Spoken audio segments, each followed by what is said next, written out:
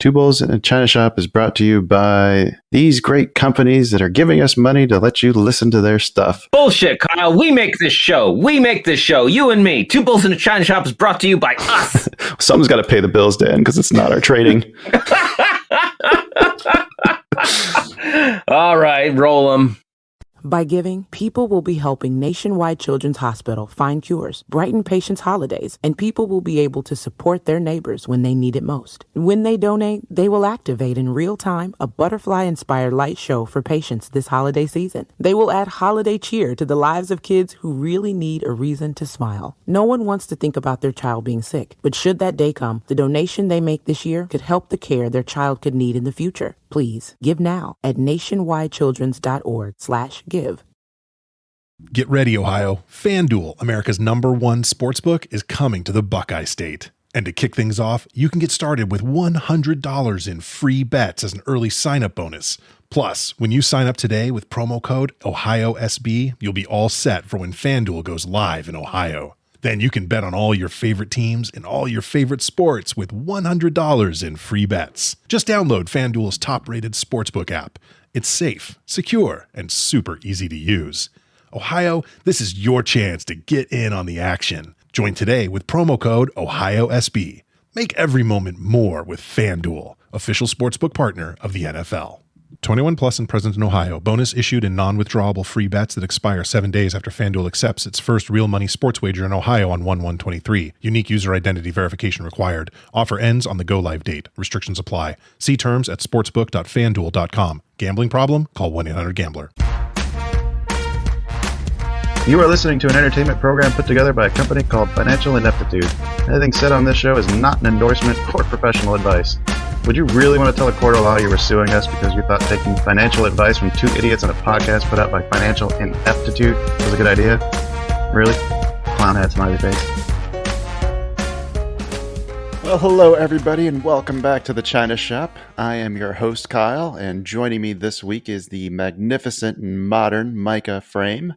Micah is the crypto and NFT obsessed CPA who wrote the book on decrypting crypto taxes. And really, that's the name of his book. Before we dive into today's discussion, I'd like to take a quick moment to say thank you to our sponsors and friends over at Manscaped, Trade Pro Academy, and Orderflow Labs. Manscaped is the best below-the-waist grooming with precision-engineered tools for your family jewels. And with the holidays coming up, now is the perfect time to take advantage of our exclusive 20% off and free worldwide shipping using promo code 2bulls at manscaped.com. As always, that is the number 2. And if you happen to see a holiday special going on there offering 20% off to everybody, that's only for the holidays. You want to use our code to make sure it stays active forever. And when it comes to institutional quality trading education, you definitely want to take a look at tradeproacademy.com. In our free Discord server, you'll also find instructions to take advantage of our discount with them as well. And for all those degenerates who enjoy trading futures, you'll want to check out the custom tools and studies over at Orderflow Labs. We don't have any affiliation link with them. We just love their tools. And if you enjoyed today's conversation, you can learn more about today's guest by visiting his website at cryptotaxcpa.com, or you can check out his book, Decrypting Crypto Taxes. Lastly, be sure to reach out with your suggestions, corrections, or questions for future guests. You can do that via email at 2bulls@financialineptitude.com, or you can join our free Discord server where a bunch of amazing people gather to share our struggles and lessons learned with other like-minded market aficionados. Be sure to put all those links in the episode description. And now that we've gotten all that jibber-jabber out of the way, Micah, how are you doing today? Good, man. Appreciate you having me on. Oh, thanks for joining us. It's been a while since we've had a good crypto guest on, so getting to talk to the guy who wrote the book on crypto taxes is always exciting. As exciting as taxes can be, right? Oh yeah, I mean that's what I always say is that given the volatility and excitement that comes in the crypto space itself, it partially offsets against just how ridiculously boring taxes are at their core for most people. So what is different about crypto taxes then? How do they differ than like typical capital gains or like a stock transaction? Nothing inherently. The biggest thing is that there's next to no guidance or established case law in crypto right now. Just Oh. given that it is such an emergent market and we're not clear exactly who should be regulating it, and the IRS isn't exactly sure how it should be taxed. We'll always say there, if you look for specific established guidance from the IRS on crypto taxes, you can really count the topics with one hand what they've issued specific guidance on. That's how bad it is. So I'd rattle through this list so often I should just have it on lock, but they've said that coin for coin trades are taxable. They've said that you can't do 1031 exchanges, that right now your crypto wallets don't count as foreign for FBAR bank account reporting purposes. Mm-hmm. They've said that mining income is business income, and they've said that airdrops and hard forks, assuming you receive a new token because of the hard fork, that's taxable income. And that's it. So all the stuff that we're going to, or at least could touch on today, we're talking about NFTs, staking, nodes, play to earn, gaming, just this amazing amount of stuff that is continually expanding in the space. We don't have any explicit guidance on how that should be taxed.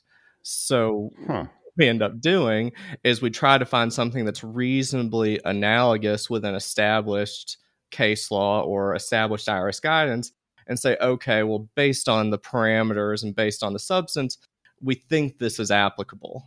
But like you can just Google IRS guidance and how it should be taxed. So it presents a real challenge for everybody involved, be it the taxpayer or the tax pro, assuming you're not in crypto professionally the way that we are, and we're just deep in the space so we understand it. If you're just doing someone's taxes and they invested in crypto and ask you how it should be taxed, you're not going to find anything authoritative on the majority of these topics. So then, well, let's back up just a step then. As you talk about how there's very little guidelines, last I had heard, they still haven't even agreed on a definition, like, or even who's responsible for overseeing it. Has any of that? No, I mean, I think with the whole FTX collapse, it's more likely that the SEC is the one who's going to have oversight, just given that they've got more just more resources than the commodities future, the CFTC, I think, is the other one that has been brought into the discussion. Yeah. I'm guessing it'll be the SEC, just because I think this showcases how big the crypto market is and that you really need an agency with true enforcement ability. But yet we don't even know who's supposed to enforce it. The IRS can't even agree on a definition. What you said, definition. Right. They said years ago that cryptocurrency was considered property for the purposes of U.S. income tax. Well, there was a lawsuit that recently got dismissed, but a couple was suing over how their staking income should be taxed. And in their complaint, they quoted the IRS like word for word, saying, for U.S. income tax purposes, cryptocurrency is considered property. And the IRS just in their response said, well, we deny that in all instances it's property. So it's just that's the landscape we're living in right now. That's also not typical in the legal landscape either. You can't say something and be like, it's not what I meant. Yeah. Oh, it's an absolute nightmare. And I understand sort of why the IRS is doing it, because you can put anything on the blockchain and say, okay, well, I tokenize this asset, so it's not a security now, it's property. Mm-hmm. I understand that they're kind of trying to hedge, given that there can be so many different use cases for what crypto is being used for. But I mean, how are the people who are trying to do their income taxes, stay compliant, do anything, how are you supposed to operate when that is the ambiguity that we're having to deal with? Correct. It seems to me like we're setting up a lot of people for some really painful, what's the word? Not back taxes, but like an audit situation. Yeah, like whatever you try to do now without real guidance now, like, are you still on the hook if they come back 2 years from now and decide, no, this is the way it needs to be done? You very well could be, and it really is going to depend on exactly what is the new guidance that they issued? How big is the transaction? If you had a couple $100s, you're unlikely for them to really Right. flag you and for it to matter. And it's also going to be whatever the disconnect is, the way that you treated it on the front end when you filed your taxes versus their ultimate interpretation. And that's one of the reasons why a lot of crypto bros especially they kind of go back to the sort of Silk Road idea of crypto, and it's like, it's all anonymous and the IRS doesn't need to know about this and I'm not going to pay any tax on it. And that's all nonsense for some pretty obvious reasons. But what we tell people is, look, we got to report the income. Like that's the easiest thing to start off with. And based on the guidance we have and prior case law, here's the way we're going to structure it. This is the way we think is the most advantageous for you. It'll minimize your tax bill.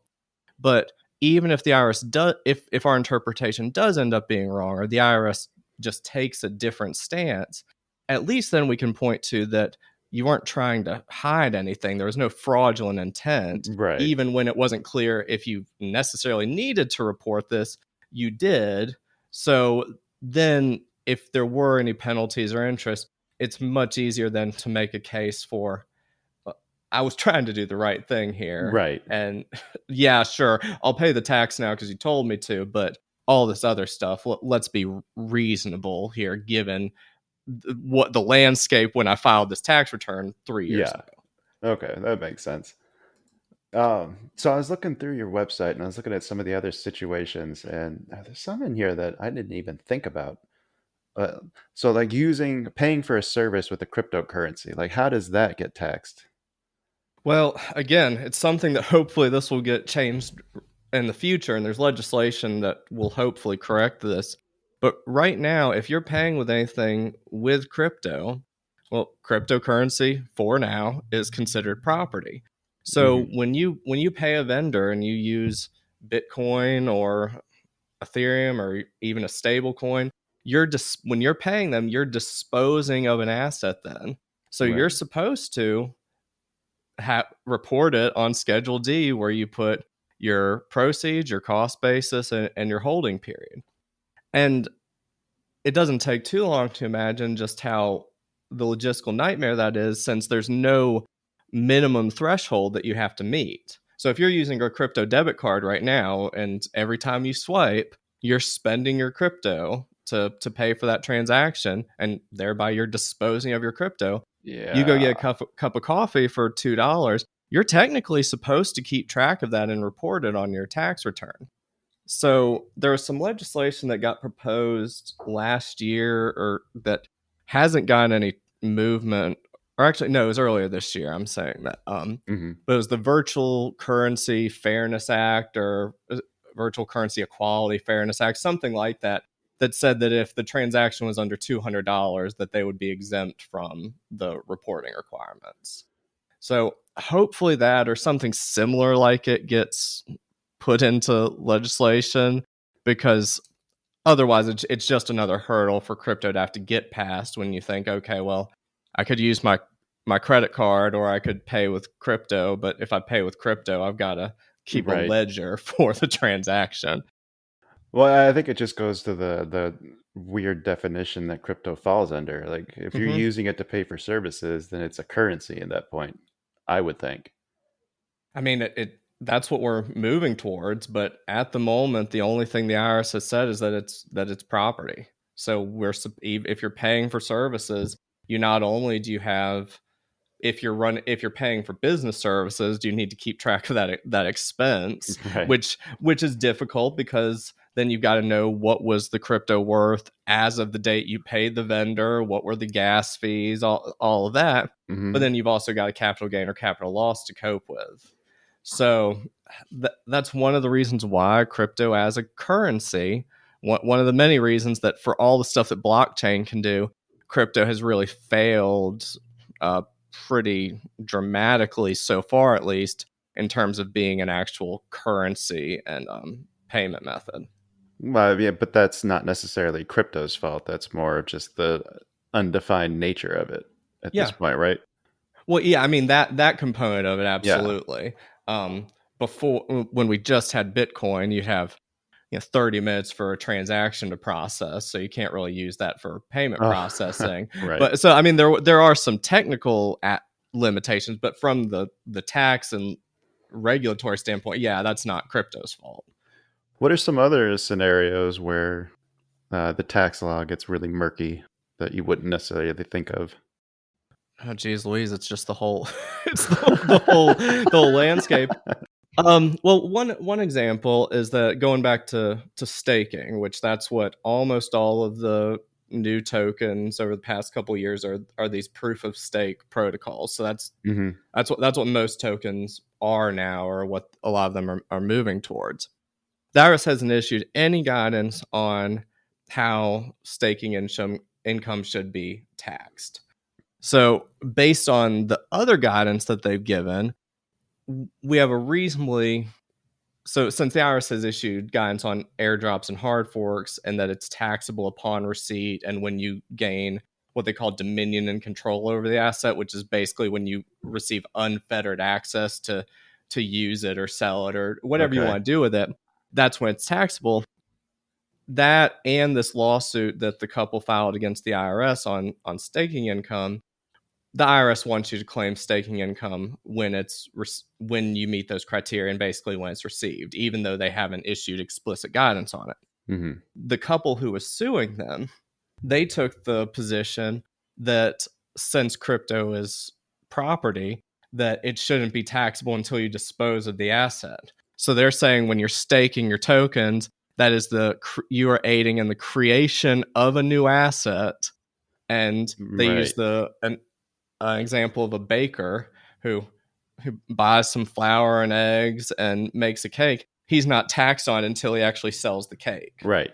Yeah, that makes sense. So that's one argument. It's not the one that the IRS is taking right now, but anyway, like for staking, if you're receiving staking rewards, then we treat it basically the way that you would interest income for all intents and purposes. So, okay, that's sort of a rambling answer, but say, okay, so that's how staking income is taxed. Well, what if you are not delegating your tokens? You have your tokens and you're delegating them with a node or a validator. Let's say you're actually operating a node yourself. Okay. How is that taxed? And again, we have no guidance from the IRS, but when you look at the particulars of what all goes into operating most nodes, you've got to have a certain level of expertise to do it. You have time to make sure the node keeps on running on an ongoing basis. There's more to it. So what our stance and sort of the consensus of crypto tax professionals is that node income is taxed like mining income. Even though it's still staking income technically, even though you're still receiving staking rewards, given how you're having to operate it, you need to treat it like you would mining income. And mining income, the IRS has said, is business income. That makes sense too. So you have that, and then you can just kind of go down this ridiculous rabbit hole where nodes. There are some projects out there that say that they're nodes, and you're a node operator and you're running this node, but you look at how they're working, and you don't actually have to have a computer. You don't have to set up a VPS or have your computer running. You don't have to have the node software actually running. There's all these things where it's just they're giving you tokens regardless of what you're doing. And then you say, okay, well, that's not really a node then, is it? They might call it a node, but in terms of actual substance, more like a dividend. Right, it's more like a dividend, which then takes it back to the regular staking income. Right. So I get that. Hopefully that made sense, because it's purposely confusing to an extent, but that's just one little bucket of cryptocurrency tax, and in that we've got sort of these boundless possibilities of things you could consider in ways that it could be taxed. Right, is what we deal with. So, oh man, how big is the reference section in your book? Oh, not big enough. I mean, what we're doing is for every chapter, because the way that we did it was pretty much just as FAQs. It would be the questions that we had, or people would ask us on How is this taxed? Is this taxable? And we have all sorts of references to the case law or the situations that we think are applicable. Right. But in terms of actual the list of things that we can point to, the IRS said this specifically about this specific situation. Yep. It is unfortunately very, very short, just because that guidance doesn't exist. So what is the government planning on doing to address this then? So you mentioned the bill, but is there anything else in the pipeline? This is what I think is happening is the IRS, there's all this new funding that they got recently where they're trying to hire all these agents. So hopefully this will change. But over the past 10 to 20 years, the IRS has been way underfunded, and their funding just continues to get slashed. And whenever they do get new funding, it would usually have some little caveat that, okay, we're giving you new funding, but you can't use this for enforcement or audit activities. You can just use this for like customer service agents. Right.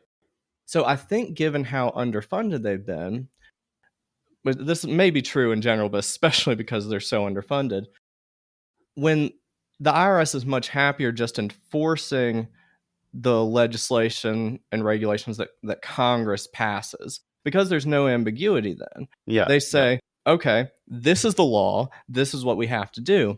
Versus if the IRS, if they even have the agents, the lawyers on staff to try to come up with their own interpretations, it's still their interpretation, and then someone is very likely to challenge that in court. Which is costly.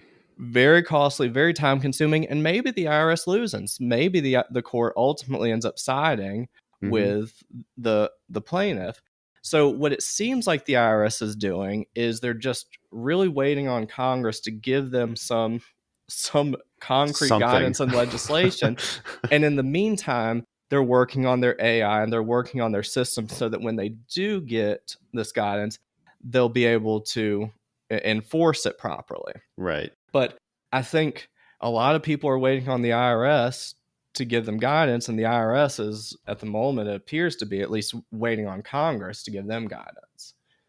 And so in the meantime, here we are just kind of just theorizing. You're sitting around with, we know we have to report this, but we have no clue how we're supposed to do that. Yeah. Yeah. And who knows how long it's going to take Congress to put something together for that. Mm-hmm. And in the meantime, people are hiring someone like me, and we're not cheap by any stretch. Or there's a very few tax attorneys out there who are experts in crypto, and a lot of them are at big firms where you're talking about a couple $1,000s an hour for their expertise, and they're well worth it. But that's putting that burden on the taxpayer versus right, and that's not the way it should be. Right. I mean, really, if you want my money, you should tell me what I owe. Yeah.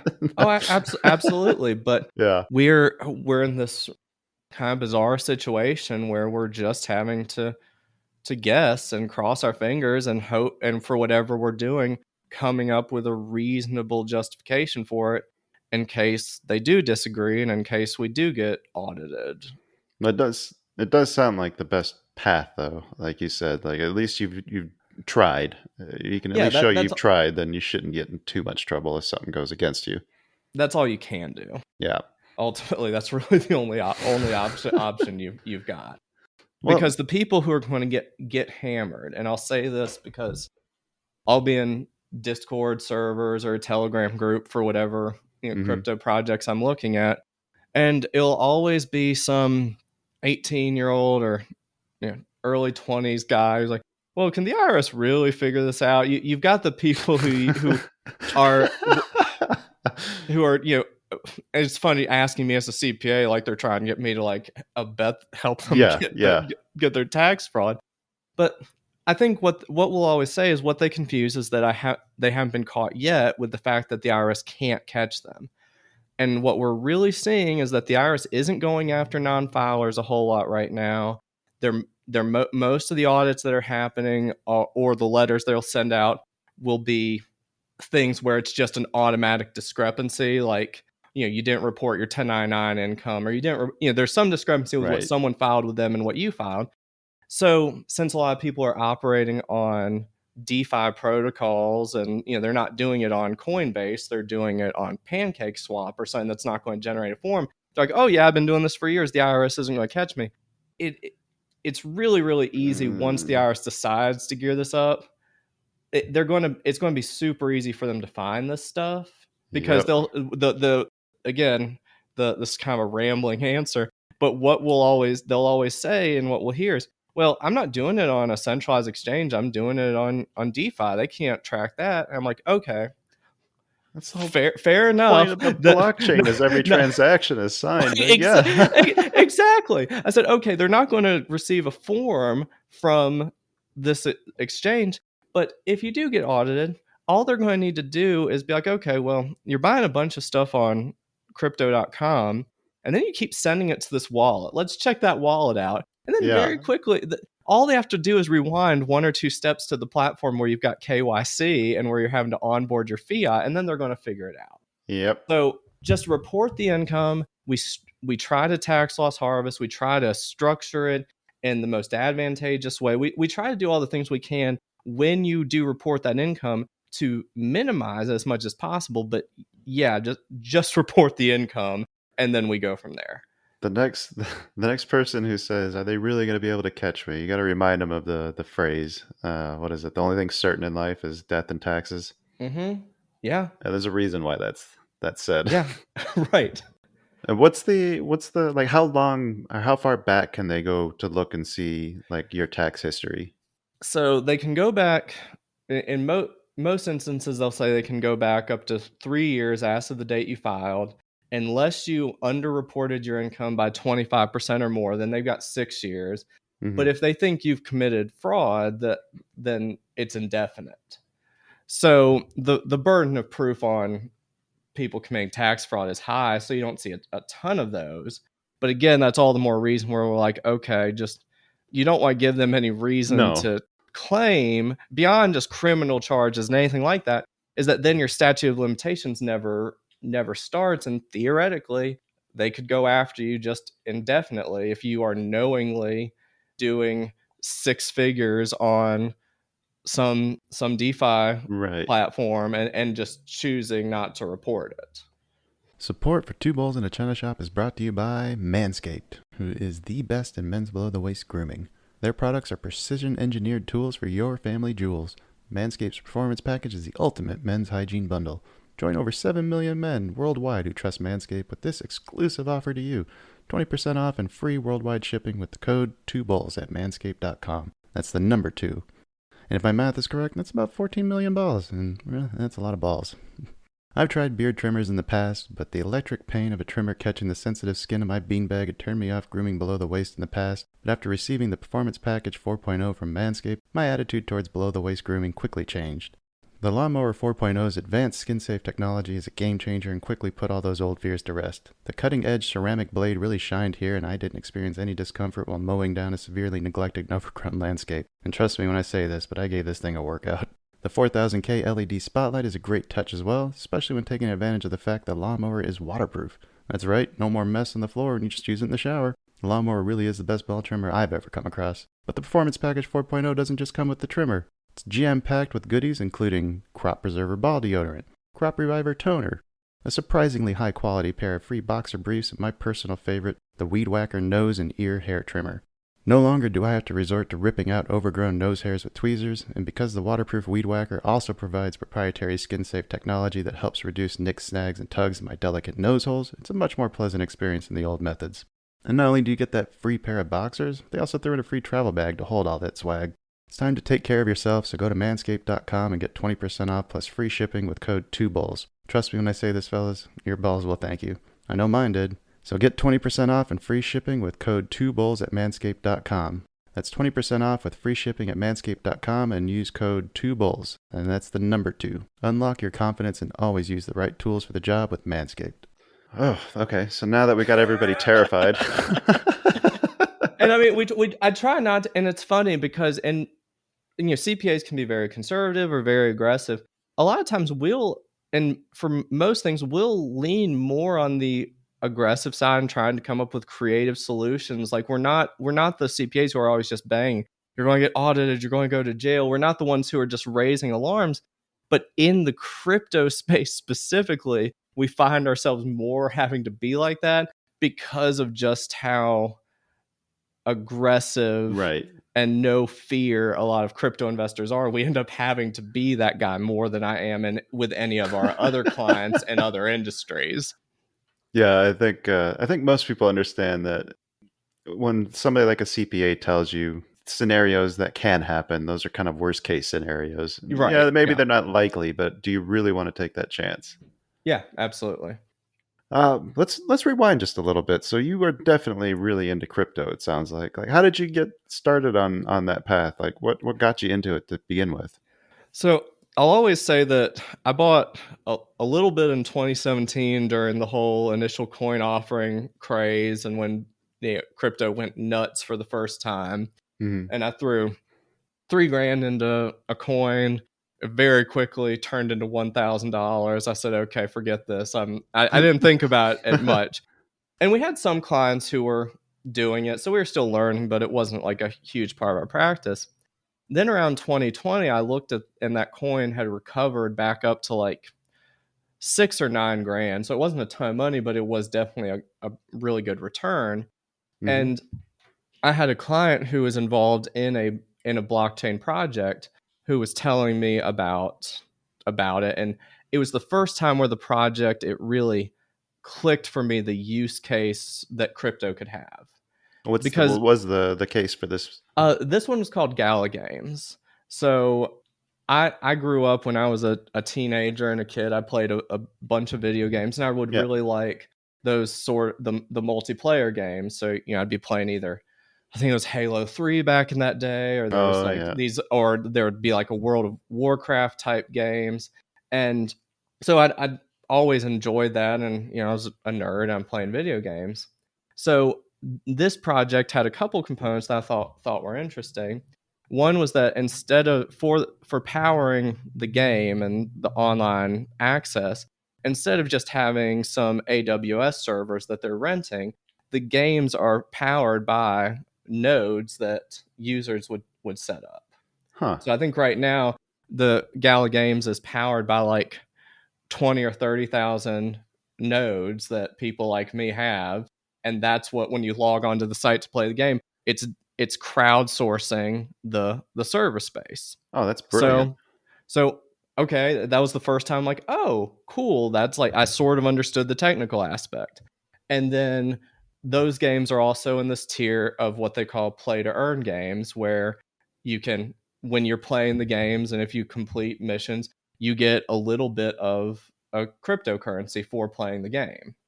It's not a ton of money a lot of times, but again, I would play these games where you'd build up your character and get gold and buy weapons and buy a house and do all of that.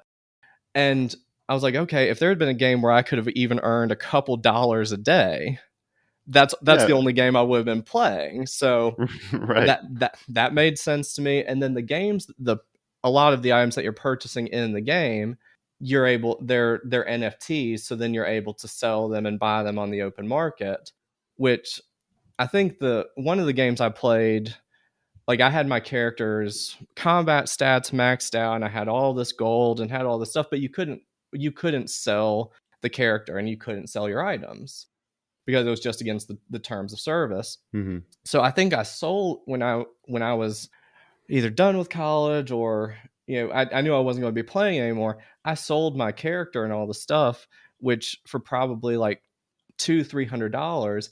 If it hadn't been against the terms of service, I had so many years in that thing, it probably would have been worth like $5,000. Right.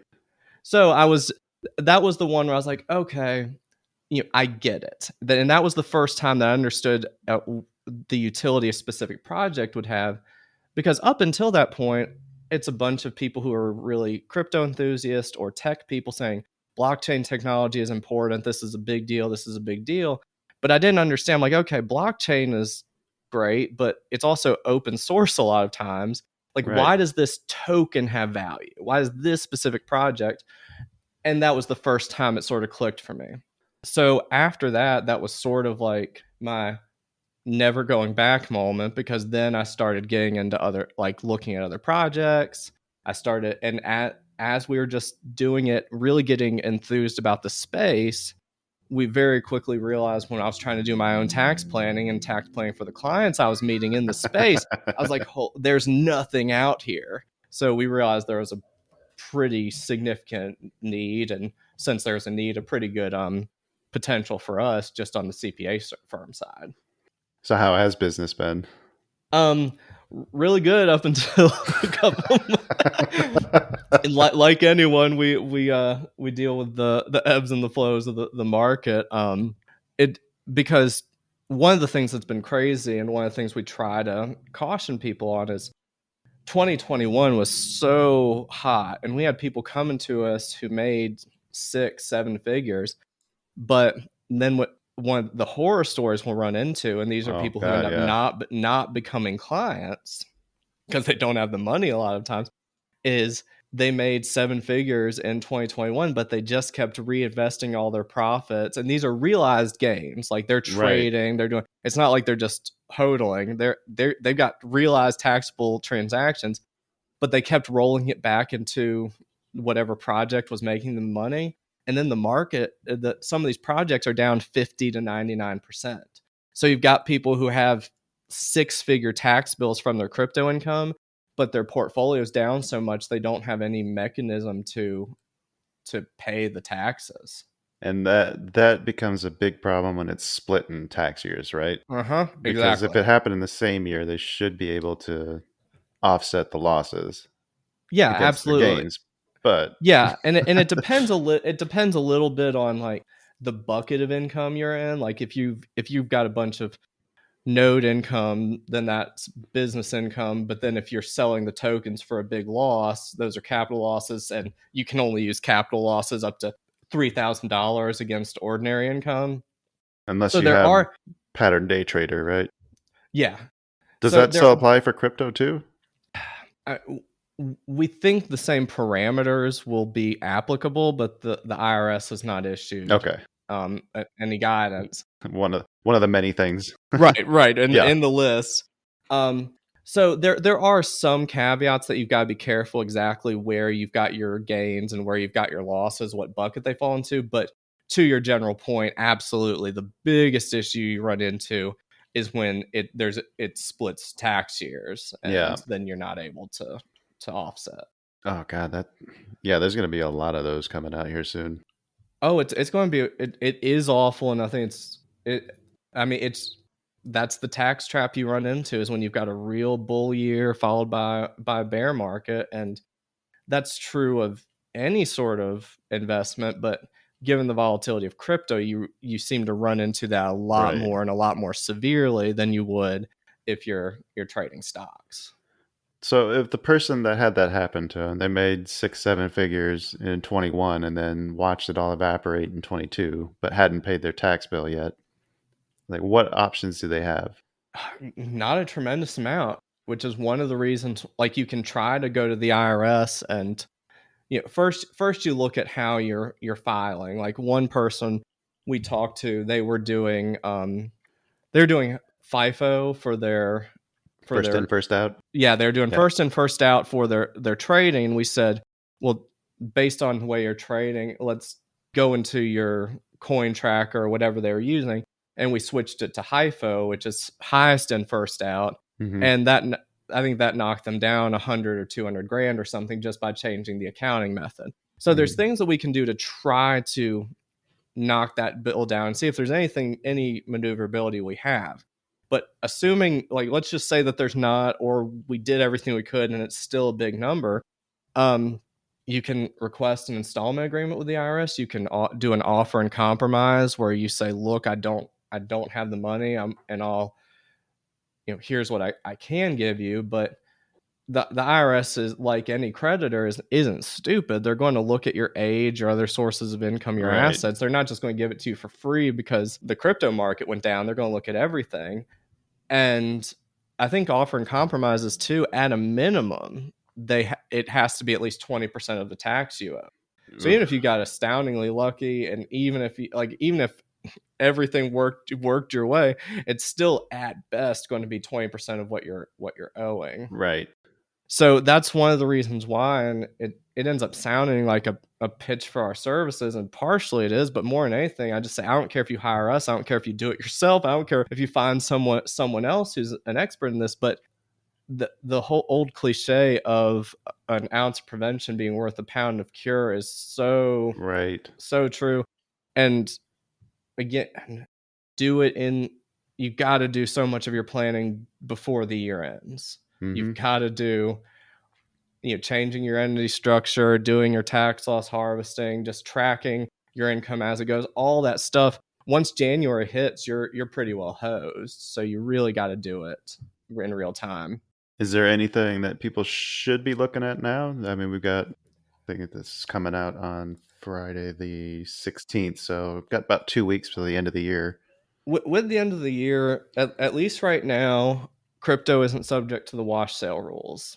That's how long that exclusion is going to, or not even an exclusion, it's just a loophole because they didn't carve it in specifically. They just haven't gotten around to including in the definition. So well hang on before you the wash sale rule, that's when you sell something you have to wait so long before you can buy it again.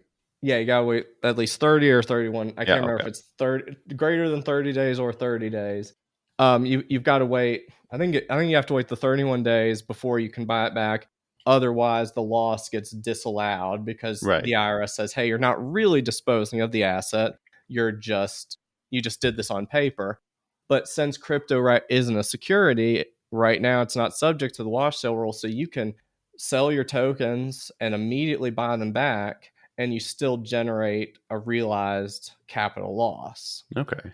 So especially since people are especially if you got involved in 2021 and we all sort of chase after, we enter the market when we shouldn't. Right. Especially if you're underwater like a lot of people are, it makes a lot of sense to go ahead and, if you're way underwater in a position, go ahead and realize the loss. And then either you have it there to offset against whatever gains you've had during the year, or you use $3,000 this year and then it carries forward indefinitely for when you do end up having capital gains. So there's not much downside to doing that. I didn't realize it carried over. I thought it was kind of a No, you use $3,000 in the current year and then it just carries forward indefinitely $3,000 a year or until you have those gains. So that's one of the simplest main things we tell people to do. In weird cases, since this is a down year, occasionally it can make sense to actually accelerate your income and realize some gains, or certain projects you've got a little bit more control as to when you realize the income. Sometimes it can make going through the examples takes like 20 minutes, so it's not worth it. But when you go through the math and you kind of realize, okay, well, you take the hit here, that starts your holding period and all of that, there can be pretty significant long-term benefits to just taking the hit now. But when you do sell the token or do your second, third, fourth transaction in that a couple years from now, there can be some big savings. Okay. The other thing is, if you are operating a node or you're doing mining, since that's business income and that's subject to social self-employment tax, the employer and employee halves of Social Security and Medicare, there can be some real benefit to setting up an entity and having that entity either taxed as an S corporation or in sort of niche situations, maybe as a C corporation. Okay. But to do that, you can't set up the entity in February of 2023 and run it all through your corporation. If the entity didn't exist, there's nothing you can do. Yeah. So creating the entity and doing the election on those can also make a lot of sense. That's something that you got to plan. You're planning for 23 if you're going to start going that route, right? Yeah. And unless if you had the entity and you've been in substance, you've been running everything through that entity, you could request like S corp taxation retroactive to the beginning of the year. You have to request an exception for filing it late, right. But yeah, for most people, if you weren't already operating your mining or node business that way, you don't have the entity. We're more talking about starting 2023 on the right foot. All right, sounds like some good advice or not advice. Wait, are we giving advice? Hang on. Do I need to run the disclaimer again? Yeah. Some good thoughts, some good ideas, good things Yeah. to check into. We've danced around this for a little bit here for the last 40 minutes that we've been talking here, but I got to ask you about your thoughts on the FTX collapse. Oh, geez. I mean, obviously it's a debacle all around, and we're getting more and more information all the time. In terms of what I think long term, it set the crypto market and the public trust factor, and probably is going to increase it's bad for the crypto space in the short term, pretty obviously, because it shook public confidence. We needed some degree of regulation in the crypto space, as this very well proves. I think the regulation we get now it's more likely to be a little overboard compared to what we would have gotten otherwise. So there's a lot of negatives to it, given the details that may or may not be true as they're emerging, where it seems like FBS, they were trying to manipulate the market, weren't actual crypto believers. There is a long-term benefit to getting bad players out of the space that hopefully. Yeah. Is Duke Kwan still involved in anything, or has he been finally ousted completely? I think he just kind of hid after Terra collapsed. But even his is interesting because, like, yeah, they mismanaged that horribly, and it was just. But that one just seemed like they didn't really know what they were doing, and got a bank run happened, and they didn't have the protocols to correct it. Versus, and maybe I'm wrong on that, but the FTX situation, the markers of just how intentionally fraudulent these things were, makes Do Kwon look like a saint. Yeah, Because he just had Do Kwon looked like he just didn't understand how to, because he was trying to use algorithms to stabilize Terra, right? Yeah. But he was using something based on an inherently volatile Right. asset to back it, and that just exposed obviously the flaws that they had. Yeah, so they had a business that just was ill-conceived and did not work out, and wiped out $60 billion of market cap in, Whereas, 3 days. yeah, FTX, I mean, from what I could see, they were taking customer deposits and then just giving it to or loaning it out to their investment. Yeah, and against the fund. terms and conditions, because they keep trying to say, well, you could have opted into the margin account, but I think they're saying, like, of the $10 billion that's missing, like, only $1 billion of it could have been accounted for on the margin accounts. And that's also not even how margin accounts are supposed to work. The thing that is interesting, just from a pure tax side on the FTX situation, is that for most of these other exchanges that have gone underwater, so Celsius, Voyager, BlockFi, I can never remember if Gemini's announced yet, or they're just saying that they might. Coinbase was in some trouble too, last I saw. Yeah, I saw that CZ was, like, trying to make it seem like USDC wasn't backed or something like that. But with those, if you lose money on an insolvent exchange, when the time it will take for you to be able to actually write off that loss takes a while, because you have to know that you're not going to get anything back from the bankruptcy proceedings.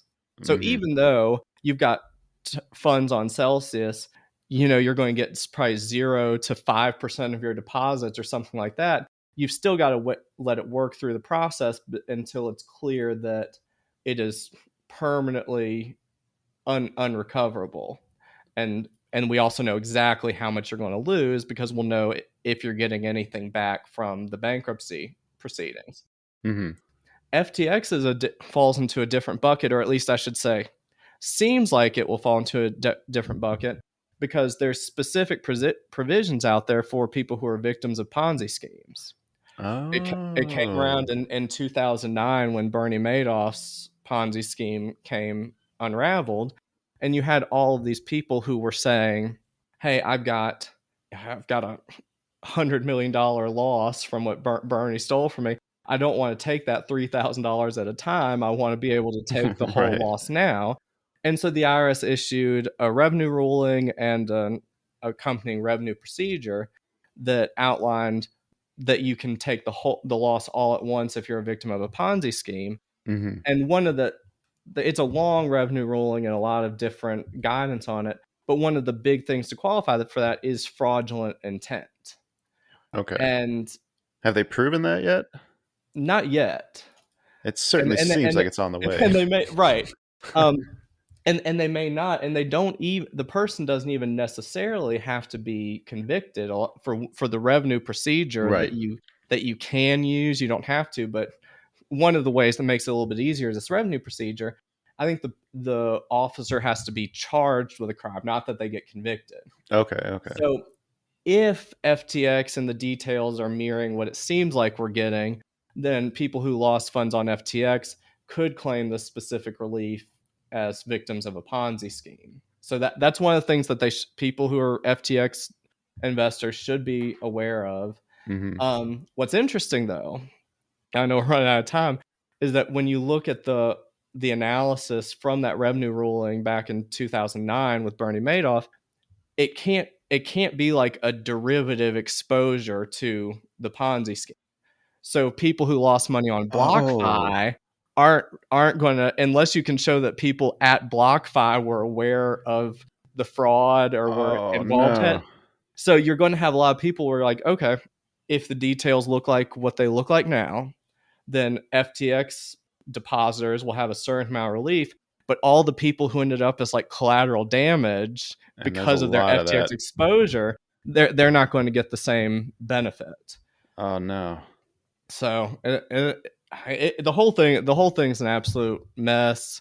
But it's going to be really interesting because you're going to have so many people who got some degree of direct or indirect exposure to this, trying to figure out exactly what treatment is available to them. Is this our generation's Enron? I mean, I think they've said that we don't know the full exposure, but I think Enron was like 25 billion or something. And I think FTX, last I saw, they've already found like 60 billion or something. And like, I think it's bigger. It's bigger than Enron. And I can't remember the guy's name, but the new CEO of FTX who was involved in he goes in whenever there's these issues, and he was involved in cleaning up Enron. Oh, I remember. Yes, I did see that. And he said I've never in my career seen anything like this. I think Patrick Boyle talked about that on his YouTube. Which is really saying something given this guy's background. Yeah. That he, I don't know. Did you happen to read like any of the bankruptcy filings or just like the snippets that were getting shared around? No, I was kind of following a little bit on. I mentioned Patrick Boyle's YouTube. Okay. He's been covering it really nicely, and he's got a nice Irish accent that makes it just a little more entertaining. It always helps, yeah. But I think I need to find it. But one of the things, like, they had no internal controls, didn't have an internal accounting team, Right? Like, it was all bonkers. But it was either for employees' payroll or reimbursements or something. The way that it was getting processed was with emojis. Like, people would say, "Hey, I need 100." Yes. That was the funniest part to me, is you've got this like multi-billion-dollar company and they're processing payment approvals through emojis. Or what about Sam telling his employees that they should be deleting all their communication histories? Oh yeah, I He mean, regularly does it and was encouraging others to. yeah, I mean, that's the stuff that's, I know. you know, that should sink in. Whether or not it will, who knows? But okay, well, let me ask you that, because this is something that I think people are wondering: is would any of regulations have stopped this from happening, or is there anything that's actually in place now that should have stopped this from happening? I mean, it's tough because FTX specifically, they were based in the Bahamas because of the lack of regulation. And granted, there was FTX US, but a lot of they strategically had it there. I think they even moved from Hong Kong to try to get more lax regulation. So it gets a little bit murky just because we're talking about, a worldwide economy and regulations. But I mean, one of the most basic things would be just some sort of regulation would help, because just proof of reserves. How many Right. exchanges out there actually show proof of reserves? If they had things where they were forced to act as a true custodian, which I think is really important, not only for customer protections, but just to get mainstream adoption of crypto. If I have money in Fidelity or Vanguard, they can't just go, that is in some Right. that's, I know that money's actually directly or indirectly, that money's there. If something happened to that exchange, you should still be able to get your share certificates and whatever assets you've purchased in there. You should still Right. be able to own those, right? They can't Right. liquidate your holdings in order to save themselves. Right, exactly. So the fact that that doesn't exist in crypto is crazy. And because it doesn't exist, and as we're seeing with all of these exchange failures and people are just losing their life savings, you've got holding crypto, which should be the easy part, is one of the most difficult things, because you either have to go self-custody, which you could lose your keys. It's a little more confusing to set up. So grandma and grandpa are never going to be doing it, so they're going to be left out of crypto entirely. Or you leave it on a centralized exchange and just really hope that they don't go under. So And you're that, never going to get people who are really no one, crypto's never going to become mainstream the way crypto enthusiasts want it to, if buying it on its own, buying and right. holding it is a challenge. As long as that remains a challenge, that's going to be really bad. So at the very least, just true segregation of funds and like them Even some acting as, FDIC insurance would be nice, yeah. and not just the like the I can't remember which the exchange was, but they placed it all over their website saying that they were FDIC I think insured. Voyager, and I Voyager, think, yes, yeah, yeah, and I think the bank came out afterwards is like, that's only if we go under. yeah. We're not going under. And that's another, I looked in one of these I'll write these articles and blogs, but I looked it up and I think it was whatever the most recent year that had been reported, which I think was 2020. There were 4 banks that went under, and like, had to, FDIC insurance came into play. 4. And you got FDIC insurance versus how many crypto exchanges do we have just this year? Right. So I don't know. Regulation, like anything else, it's sort of like it's balance, and you can go overboard or you can be way too lax. But to your question, yes, some regulation absolutely could have stopped this, and some regulation is very much needed. So last thing then we can leave people with. What do you think the future for crypto is? These recent events expose flaws, or do you think that was just a bump in the road and you still like them long term? I still really like it. I'm big on sort of utility tokens and utility project, like, for lack of a better term, if you're calling it Web3 or whatever you want. I think from a technological standpoint, there's so much potential there, Mm-hmm. and I think, crypto in some capacity is here to stay. Like, I'm really bullish on crypto in the long term.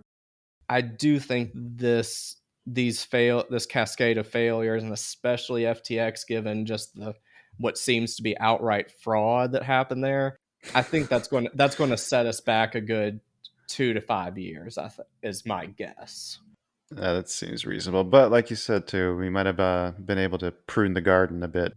Yeah, hopefully, right. Yeah, get some of these bad actors out of this space and hopefully rebuild better. Absolutely.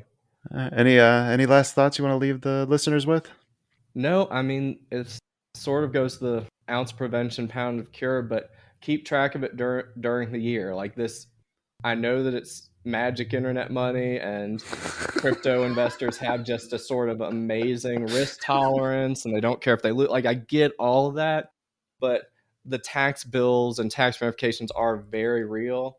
So just don't ignore it. Just keep track of it during the year, and if you're doing planning throughout the year, you'll be completely fine.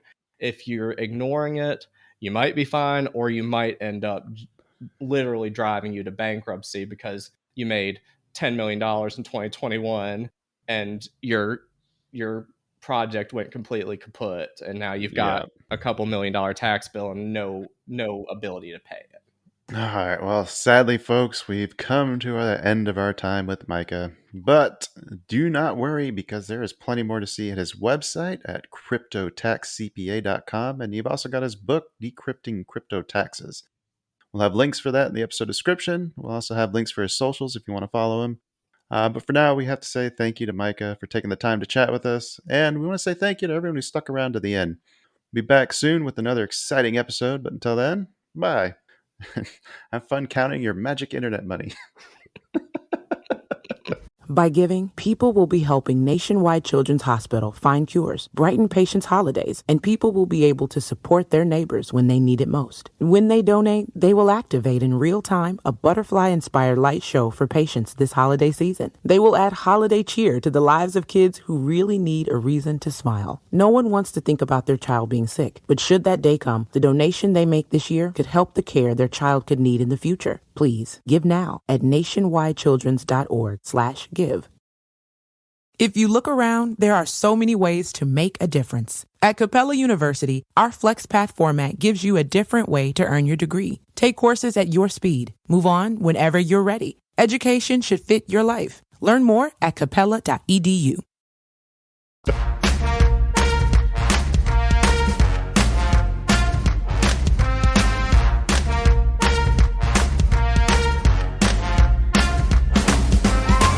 Two Bulls in a China Shop is an entertainment program, and all thoughts and opinions expressed in the show belong to the hosts and not of any company. They are not intended to provide specific advice or recommendations for any individual or on any specific security or investment product. It is only intended to provide entertainment about stocks and the financial industry of trading. If you make trades based on what you hear in this show, you assume all risks for those trades.